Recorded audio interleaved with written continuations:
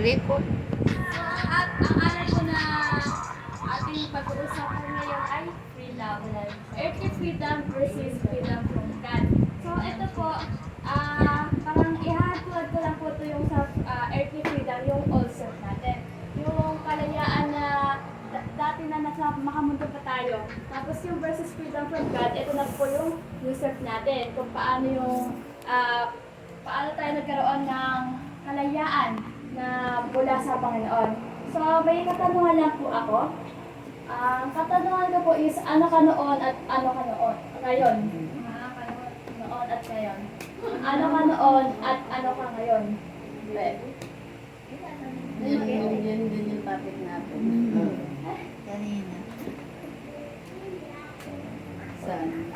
Ano ka noon? Ano ka ngayon? Pinapano ni Lord talaga sa atin. Paano tayo? Papaisip mo.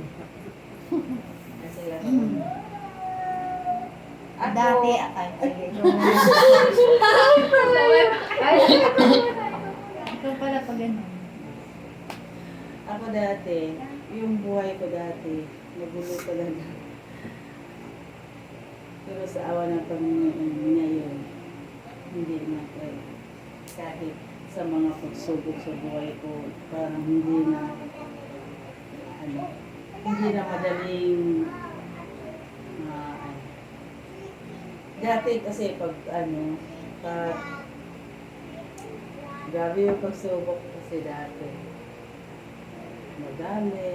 Mabilis magalit, pero may malaking pagbabago. Hindi na masyado magagalit. Isa po pa.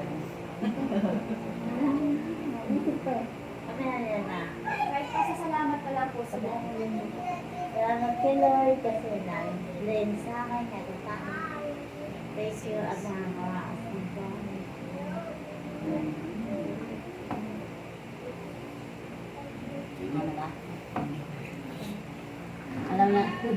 Alam na ni sister yan eh.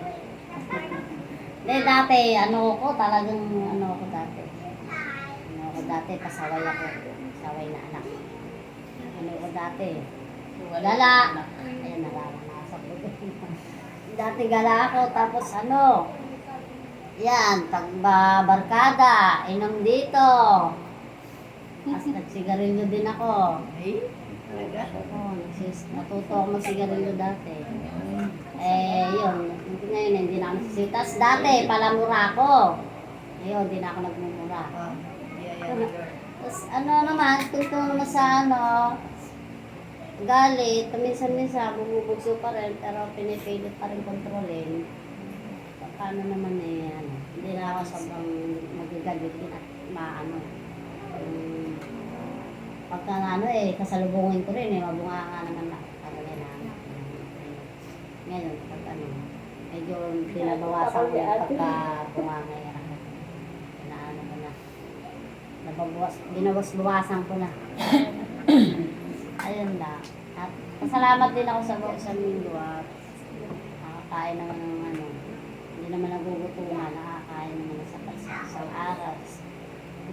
Walang sakit, yung mga anak ko. Salamat ako doon. Tapos nakakapasok sila sa school. Kahit may pasaway akong anak, pasalamat ako at tinititiisan ko pa rin yung anak ko. May mga pandi maiwasan, may mga pasaway na anak. Ito pa rin ang ng nanay, magdaga, magtiis. Manawain pa rin. Ayun, ang pinapasalamat ko kay Lord kasi hindi pa rin yung pag-unawa ko sa mga anak ko. Kahit pasaway yung isa kong anak. At alam niyo na yung sino pasaway sa mga anak ko. Parang sakit ng ulo ko eh. Kaya gusto ko sana nandito siya wala na naman. Dalawang masakit sa ulo ko. Kaya gusto ko ipag-pray. Sana surrender. Ay, huwag ka sumuko. talagang magkaroon sana ng miracle. Magbago sila. Ayun. Yun lang. Ako nagdasal. Nung bata ako, hindi ko alam kung troublemaker ako. Basta kung kinanti mo ko, kakantiin din kita. Parang ganun. Parang langgam. Pag kinagat ka, Tama lang rin. Kaya pag ginulo mo, ay pag natapakan mo siya, kakagatin ka. Ganun ako noon. Pati nung dalaga, Tapos, nagkikipag ganyan din ako. Tapos Sa sabon. ko mismo. Sabon. Sa bunutan. Ganun din yung kasama ko si Papa niyo, yung kulang sa testing na kanina. Kasama ko si Papa niyo, di ba? Yung computer natin sa baba. Pag yung kapitbahay natin sa taas na nagaganyan, kasi gagaan ng inom, tapon ng basura, sarapan ng tindahan talaga. Eh, tahimik yung papa ng mga to, hindi lumalaban. Eh ako, namuro na niya ako. Talaga, nagalit ako. Kinuha ko yung baril. Hindi ng papa na ng kalibre 45. Ako tatutukan ko ng ganyan. Oo. Pero nanginginig na ako. Ganun na yung hyper kami na ganun talaga kinalihan ko sabi sa amin. Yun nga yung testimony ko sa inyo na kulang kami sa bonding, kulang kami sa hindi ako lumaki sa sweet na family. Andiyan lagi away. Yung hyper lang yung boses, parang na-adapt ko nga yun. Yun yung buti nga nakilala ko si Lord, yun yung binago niya sa akin na di ba pag nagagalit ako dati sa inyo, talaga hindi yung kamay hindi kayo magsabi na ayoko na mama. O, sino sa inyo yun? Yan, hanggang hindi masakit kamay ko. Subukan niyo. Yun kasi ganun ako lumaki, dinisiplina kami na ganun. Parang na-adapt ko nga. Yun yung na mali pala yun. Yan ang yung pinag-anon ko na buti, nakilala ko si Lord. Yun, binago ako talaga. Yung kabuluktutan ko na noon, inuunti-unti na tumutuwid na kahit alam ko baluktod ka, dahil sa shortfall tayo, mingi tayong kapataron kay Lord. Itutuwid tayo ni Lord, nandiyon yung kapayapaan ibibigay sa'yo na dahil sa pakikinig ng salita niya, na pinamumuhay mo na, tumutuwid ka na sa, yun nga yung liwanag mo, dati ka nasa dilim, ngayon nasa lumilim. Liwanag. Liwanag. Pagpatuloy lang yan. Thank you Lord. At yun na ko ni Lord. Thanks God. Very ko na. Dating pasaway, ano yun? Ako po yung dati. Yung ngayon nga po, medyo tahimik. Tapos mahihain. Ayun, hindi ako sanay makipag-eye contact dati. Kasi feel ko yung parang naaalam yung buong at character, gano'n. So, ngayon, binago na akong nila. At saka yung dati, di ako na mag-pray. Yung sa prayer meeting. So, nag-observe lang ako kay Ate Sonia, gano'n. Hanggang sa nasanay ako.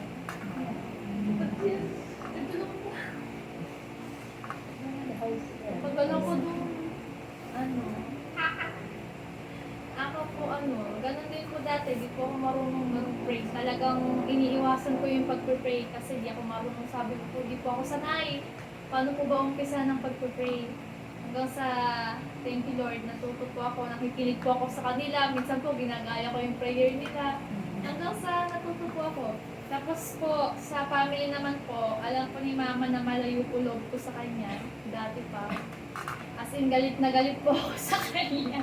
Kasi may time po na sinisi ko siya, hindi niya alam kung bakit po sila naghiwalay ng parents ko, ni Papa ko. Galit na galit po ako sa kanya. Tapos doon naalala po, gumawa po ko ng love letter sa kanya ng grade 6 ako, pero galit pa rin po talaga ako sa kanya. May time po noon, umuwi ako naman, gabi niya no, alas 8. Hindi niya po alam kung nasan po ako, alas 8 po ako umuwi ng gabi. Pero ang pinutal po namin, naggamit print, babae po ako, alas 8 ang po kayo ng gabi.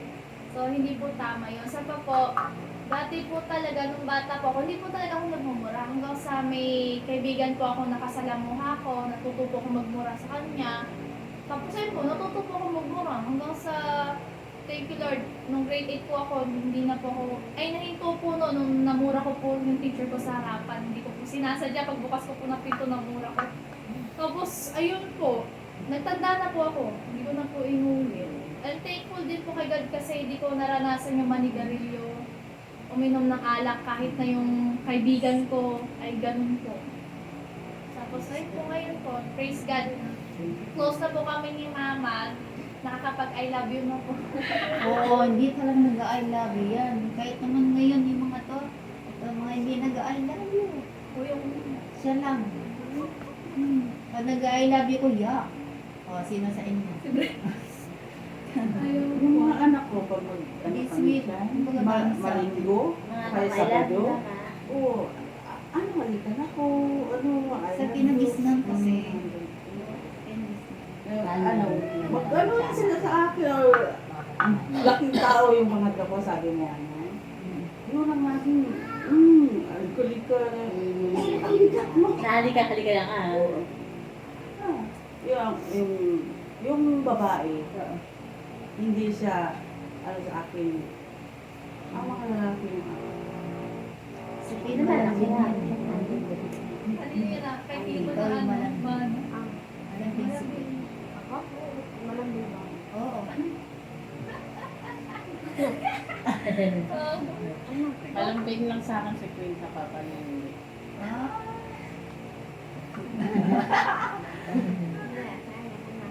Junior. Pinaghalo Ay, yung pala eh. kanin dalawa. Hindi malambing sa papa, junior yun.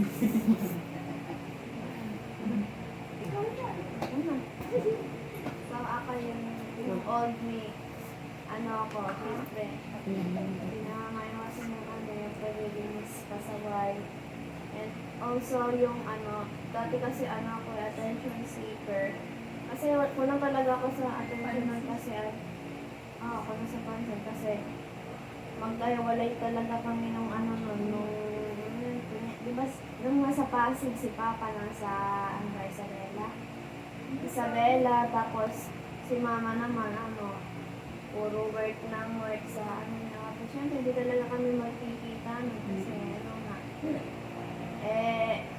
Naalala ko po nun yung time na ano, yung katrabaho niya po, nakikipaglaro po ako sa katrabaho niya. Then, ewan ko kung ba't ako umiyak nung pumunta pa ako sa office ni Mama. Tapos, nandun yung amo niya. Narinig akong umiyak. Tinanong kung ano nangyari sa akin. Sabi ko, ano ba yun? Inaway ako pa ako nung yung mo. Basta yun. Inaway ako nun. Tapos nag-monitor yung mama yung amo ni Mama. Sabi, yung maglinis ka ng buong, ano yun? Nung paglabas ko ng office, tuwang-tuwa ako. Kasi nakaano na ako eh.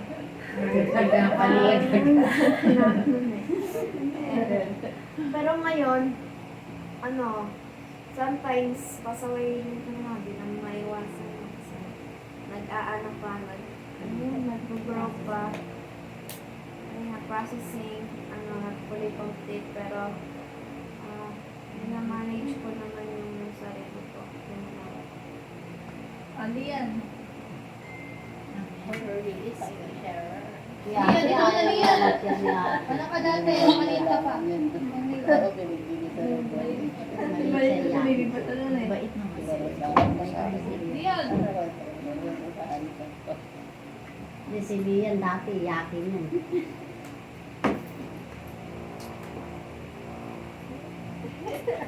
Pero ano yan, kahit ganyan yan, malambing mo. Tayo. Hindi, malambing yan si Lian. Yan ang malambing na anak ko. Ikaw na, Ate Lian. Pasasalamat. Malis siya, kahit Ikaw hindi na. lang, Dati ka tahimik, pasasalamat. tahimik ka pa rin ngayon.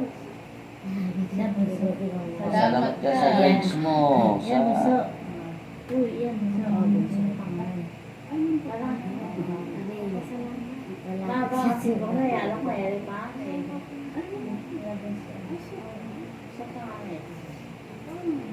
Bakit ka din?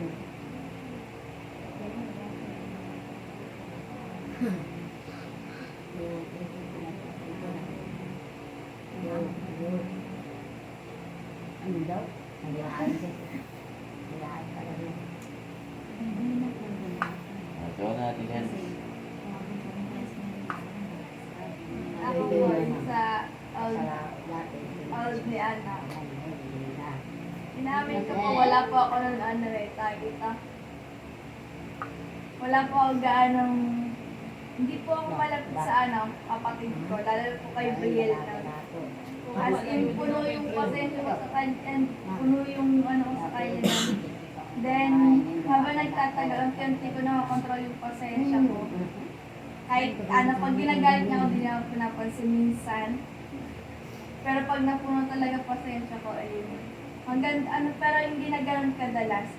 Then, nagpapasalamat naman ako kasi sa buong week na exam namin, hindi ako hinayaan ni God na mabumagsak sa 20 pababa yung score ko sa exam. Yan po.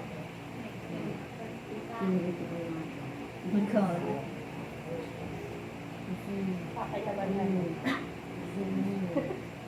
Dati nga kasi sasaway din ako dati.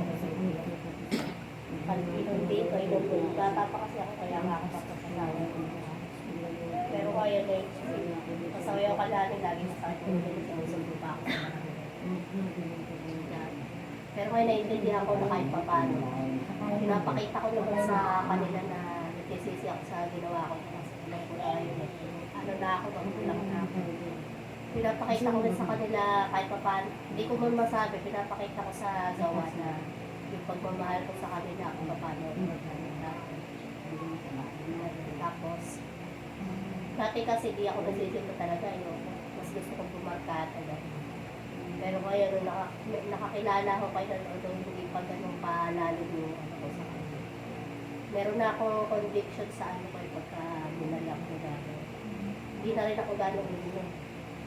Pero ngayon talaga natigilan yung pag-ibig.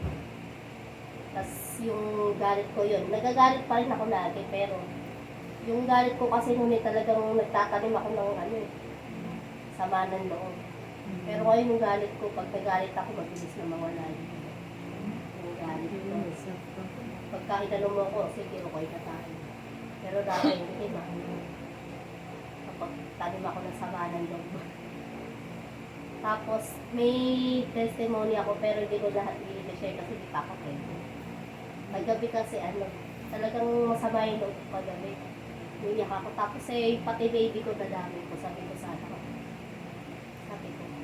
Sana ka ako hindi na ako nagbuntis.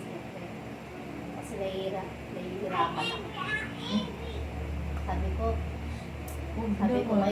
tapos bigla ako na sabi ko sorry, bigla ako. Gising siya.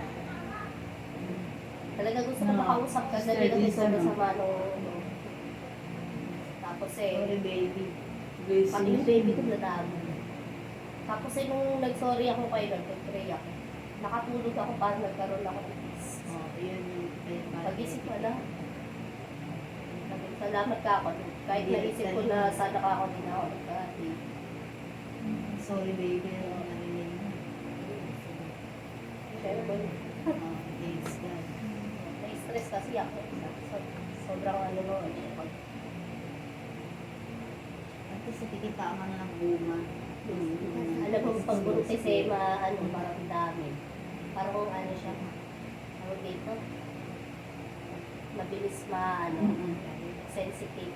Sensitive talaga yung Mamamala buntis. pag na. Di ba ang mabuntis, sensitive talaga. Madaling parang Naisip ko gabi, ayoko ng baby. Sobra ko, pray lang ako yun, nagkaroon ako makatulog na lang ako.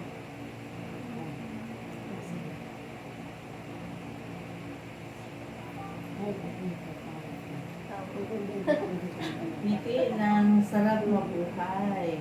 Saan na? Sa Doon ka ba? anniversary. Na sa amin? Anniversary. Sis? Basta. Anniversary. Hindi lang. Sarap mabuhay. Okay na. Doon ka. Ayun na. Wala ko sabay tayong dalawa eh. Couple na. Ano ba? Ako dati, yun nga nasabi ko kanina din sa testimony ko. Naman ako totally pasaway na anak. Totoosin nga ako Mabait. siguro feeling ko lang. Tahimik. No? Parang feeling ko ako yung pinakamatino. Sa amin. Oo, hindi. Aminin ko naman. Ang iba. Dati. Pero, Pero dumating ko sa punto na nagdepende ko sa aking nanay. Hindi, kasi dati kaya ako naman nasabi na ako yung pinakamatino. Biro mo, utosan ni nanay si Erica sa Erwin.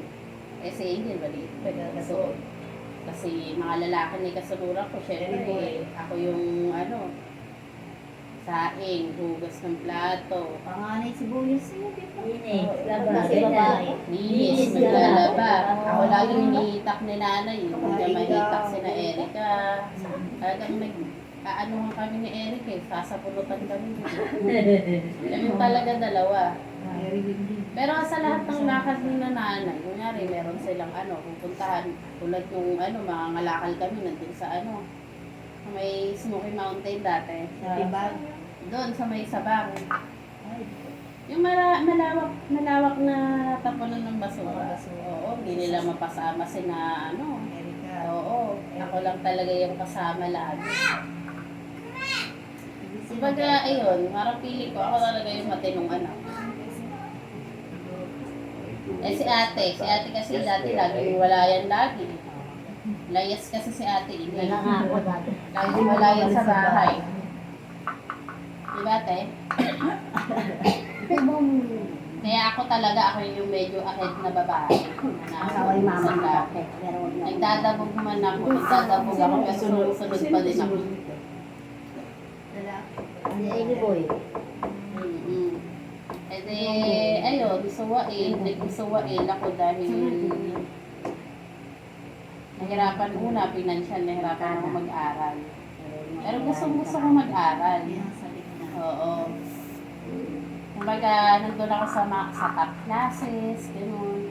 Kaso, ako na nakipagsabayan kasi wala akong pang project. Wala akong pamasahe, lalakad lang ako mula diba hanggang Mariano po. Sinuruin mo yun. Oo. Kasi mga estudyante ngayon, kalalapit lang eh. Ayaw pang ako. Lalakad ako tibag, tapos hanggang Mariano. Kasi ang layo nun. Tapos wala pa akong kain. Wala pa akong baon. O diba? Doon ako nag-start mag-rebelde. Pinahanaman. Kaya ako nakapag-asawa din ng maaga. May tupos naman na. Oo. Kaya ako nakapag-asawa. Pero at the end of the day, hindi ako nagtanim ng galit sa mga magulang ko.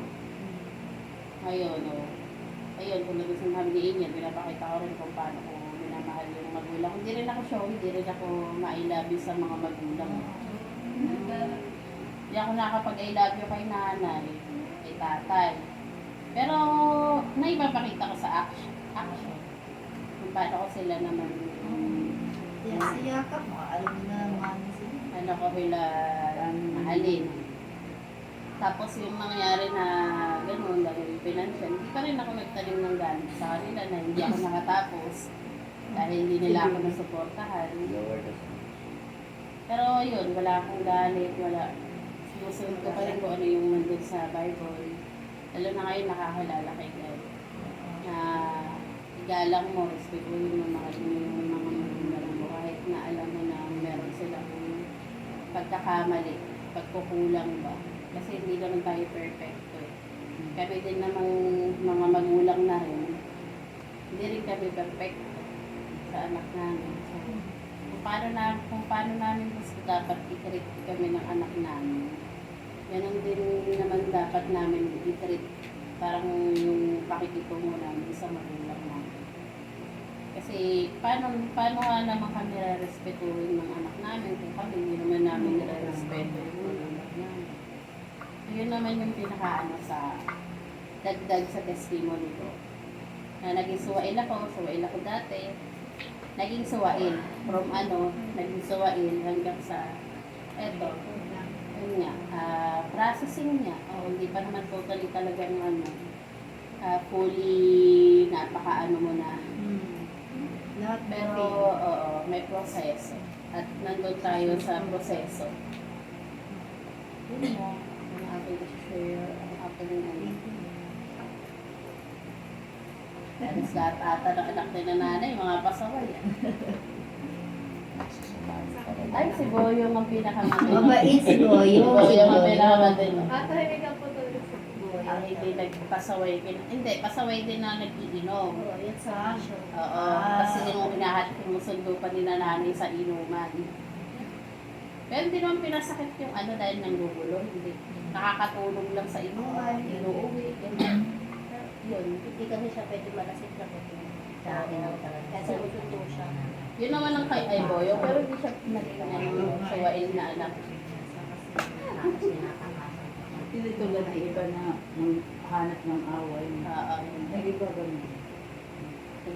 Si Boyong pala yung ano, pinakamatino sa amin. Di ba iba? Ayun. Sa lalaki kasi Oo. Tsaka si Erwin siguro. Kasi si Hermit sa bisyo. Si Elwin din. Oo, inom din. Tsaka si Garillo, Kaya siya nagkasakit noon. Si Erika, hindi yan naglayas, pero pasaway talaga yun. Sakit ang ulo din ni mother. Magkano yun? Oo pala, nagtanong pala sa Erika. Pasaway. Tumulog din sa akin. Naunang nagtanan si Ate Ileng. Sinundan ko. Ay, sinundan ni Kuya Eddie Boy. Pero sa bahay lang, di ba? Tinanan niya sa Eva. Tapos sinundan ko. Sinundan ni Erika. Tapos sinundan na pa ng bunso. Loko eh. Puto, nag-flatmate ko ba yung kapan? Oo. Naging pattern niya. Anak ni Mother. Hawa-hawa. Mother pa naging magulang. Ano may din? Wala. Ako dati. Mabait ako. Ano pa? Wala. Ay, sasuntukan. Kaya. Tapos kayo doon kayo. Sasamaan mo ha. Sasamaan mo pala dati.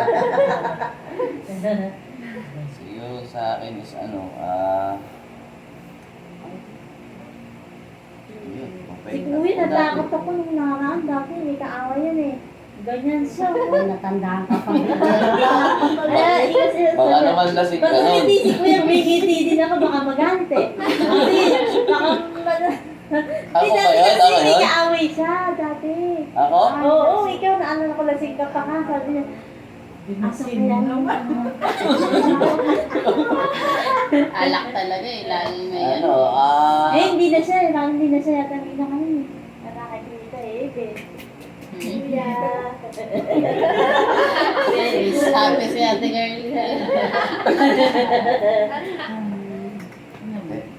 Ako yes, ano, Walang imposible ko na yun. Kasi, ano ka na. Oo.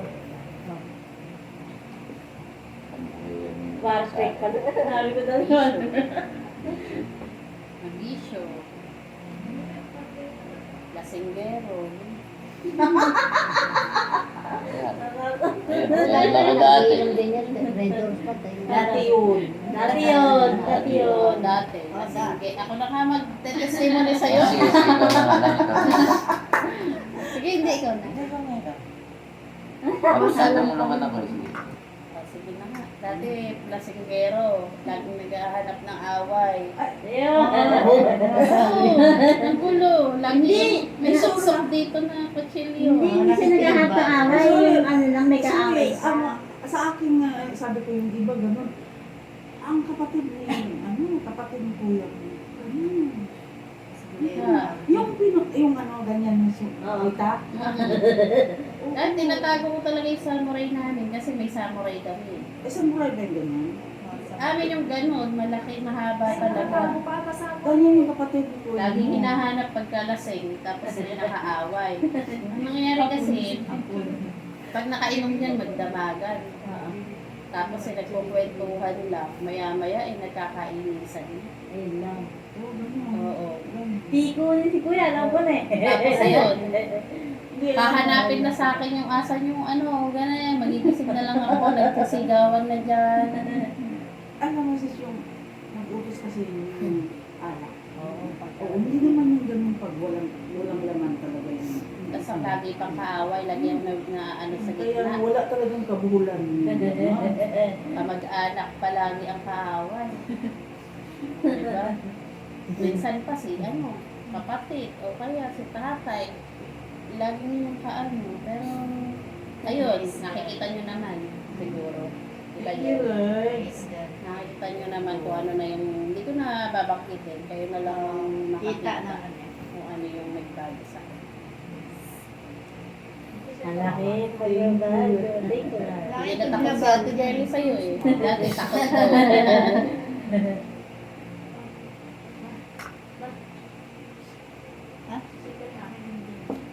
Share ka pa ba? Okay? So, ayun nga po, tunay nga po kay buti ng ating Diyos na yung noon tayo ganyan, pero ngayon binago tayo ni God. Ang laki ng transformation, di ba po? So, ulitin ko po ang ating title ay Freedom. Earthly freedom versus freedom from God. Yung earthly freedom, ito po yung old self natin na nararanasan natin kalayaan. Tapos yung freedom from God, ito na po yung new self natin na nararanasan natin na kalayaan na nagmula sa Panginoon. So, earthly freedom, makamundong kalayaan. Ito yung freedom na against kay God, which means hindi ito mula kay God. Akala ng karamihan sa atin, akala natin, ang kalayaan ay malaya niyang ginagawa ang gusto niya na makakamit sa masamang pamamaraan, padalos-dalos kung magdesisyon, para lamang makamit yung ating kasiyahan, hindi po ba? Ang kalayaan mula sa mundo ay hindi tunay na kalayaan dahil hindi itong panghabang buhay. Dito'y makakaranas ka pa rin ng pag-aalala, pagkabahala, takot at iba pa. Ito yung kalayaang saglit mo lang mararanasan at mapipil mo na hindi sapat. Mapipil mo na may kulang pa rin kahit anong gawin mo, hindi po ba? Kaya siguro natin ito nararanasan o nararamdaman dahil wala ang Diyos sa atin ng panahon pang yon, na siyang nagbibigay ng tunay na kalayaan at kapahingaan. Kaya naisin nating isip ang kanyang presensya. Mabilis lang po ako kaya maaari po kayo magdagdag. So, ang pangalawa natin is freedom from God. Yan. Naniniwala po ba tayo na kay God lamang natin makakamit ang tunay na kalayaan? Yes. Amen. Paano natin masasabi na nararanasan natin o naranasan na natin ang kalayaan mula sa Diyos? So, isasama ko po dito yung John 3:16 at 1 Corinthians 5:17. So, ang John 3:16, ito yung pinaggalyo na lamang ang pag-ibig ng Diyos sa sangkatauhan, kaya't ibinigay niya ang kaisa-isa niyang anak upang kung sino mang ang sumampalataya sa Kanya ay hindi mapahamak kundi magkaroon ng buhay na walang hanggan. So, sa Bible verse na po na ito po yung kung gaano tayo kamahal ni God, kaya ibinigay na si Jesus Christ na pinako sa cross para alisin yung ating kasalanan at magkaroon ng relasyon muli sa Panginoon. Sa 1 Corinthians naman, 5:17, ito na po yung pagtanggap natin sa Panginoon. Ito yung pagtanggap natin kay Jesus Christ as our personal Lord and Savior. Yung kaya kung sino man nakipag-isa na kay Kristo, isa na siyang bagong nilalang. Wala na ang dati niyang pagkatao, hindi po ba?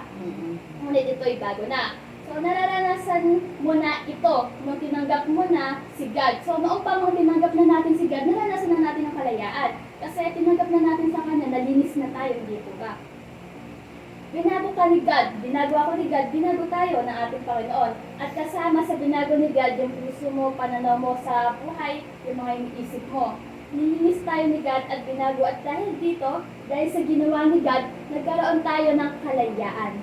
Kung pinalaya tayo sa kasalanan, hindi po ba? Natuto na tayong ibigay kay God lahat ng mga bigatin natin at iba pang negatibong nararanasan natin sa ating buhay. Nakalaya na tayo sa dating pagkatao natin na kung dati ganito ka, ngayon ganito ka na nakikilala ka na sa Panginoon. So ayun po, natuto na tayo ibigay kay God lahat ng mga bigatin natin at iba pang negatibong nararanasan natin.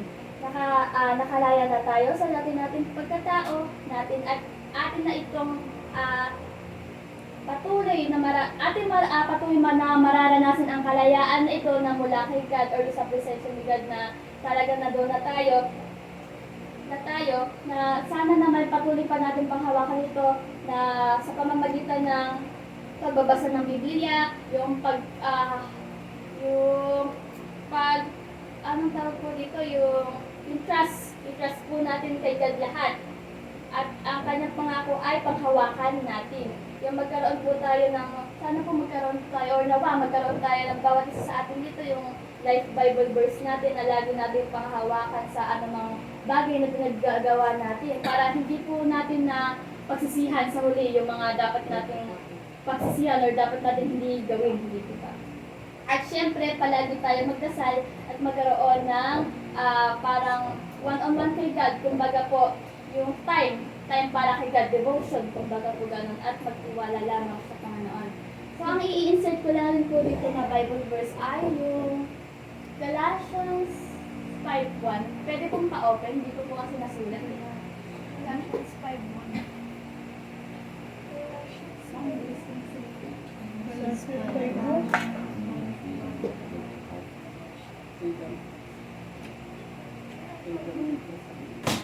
Galatians 5:1. Sapagkat kayo, mga kapatid, ay tinawag sa kalayaan, huwag lamang gamitin ang inyong kalayaan upang magbigay kadahilanan sa laman, kundi sa pamamagitan ng pagbigay ng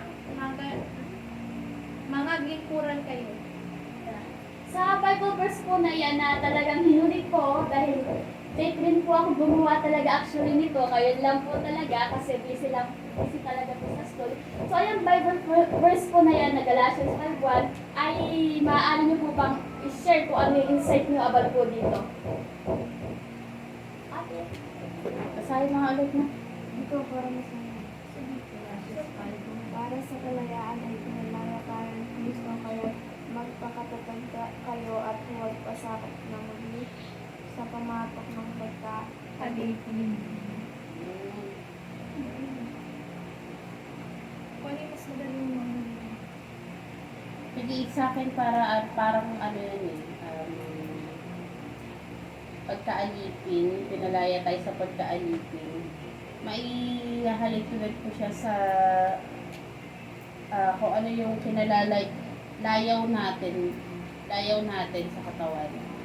Kasi yun yung parang inaano sa atin ng ni Satan eh, na parang hindi tayo makakilos, makagawa, or hindi tayo mag-focus kay God, yun sa layaw natin, kung ano yung hilig natin, yung hilig ng katawan natin, kumbaga, doon tayo nakabilanggo dati, di ba? Kaya hindi tayo nagkakaroon ng time kay God. Kasi, naalipin tayo ng mga makamundong bagay, di ba? Pwede rin sa bisyo, mga